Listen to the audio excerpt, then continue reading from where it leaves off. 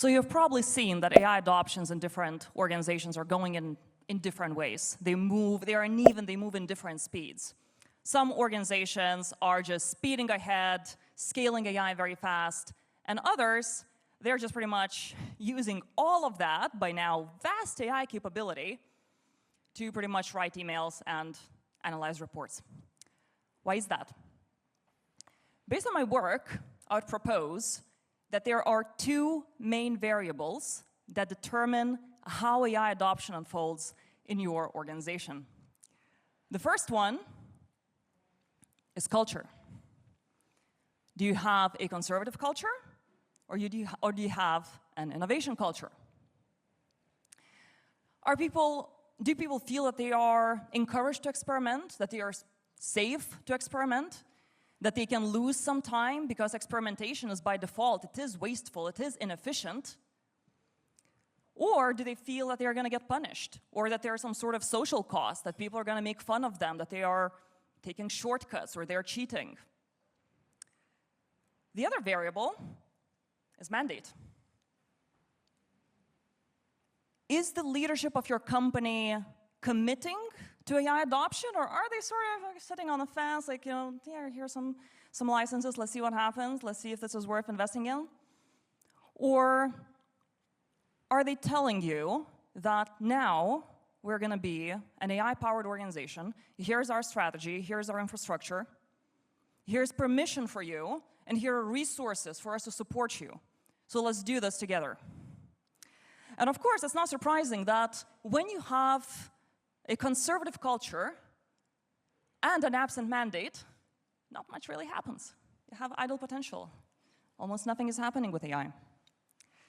But the much more interesting quadrant is the next one. What happens when you don't have the mandate, but you do have a very innovative experimental culture? That's when you get casual experiments. So what happens here is that people, they start creating their own little hacks, maybe bots, maybe little assistants, agents, whatever. They start innovating in their own workflows, processes, so this is better than nothing, but it is not compounding. All of that effort, all of that time is not firing in the same direction. There is no strategy for people to coalesce around, so there is a lot of wasted potential. Now, of course, in any matrix, you want to be in the top right, and in this matrix as well. So if you have an active mandate and an innovative culture, you are pioneering innovation. So these are the kinds of companies where the leadership is committed and supportive of using AI openly, and they also have this latent potential where it's just like the innovation is just ready to be unleashed in the culture. And when you find these case studies, when you find these stories about these forward-thinking organizations, AI first movers and all of that, they're usually working in environments in this top right corner. But now this last one is very peculiar because it's also very common.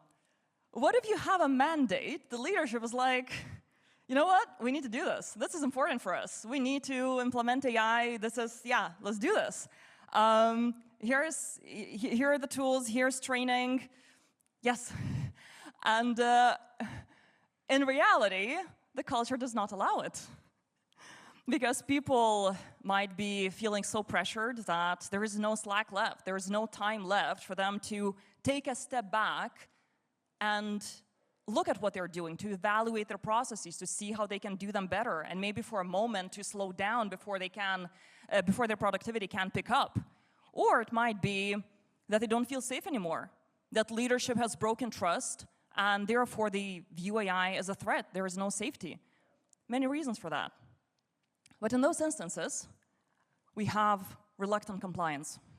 So AI is happening, but it is kind of at the surface level, and people are using it in a way that's almost like,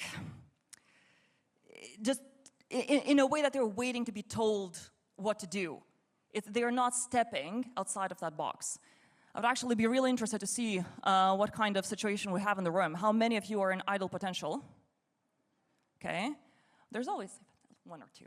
That's fine. How many of you are in casual experiments? And probably a third. Pioneering innovation?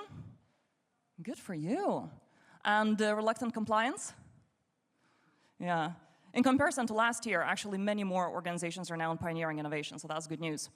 So that's pretty much the takeaway, that if all of you use the same AI adoption strategies, you would get different outcomes depending on where you are on the matrix.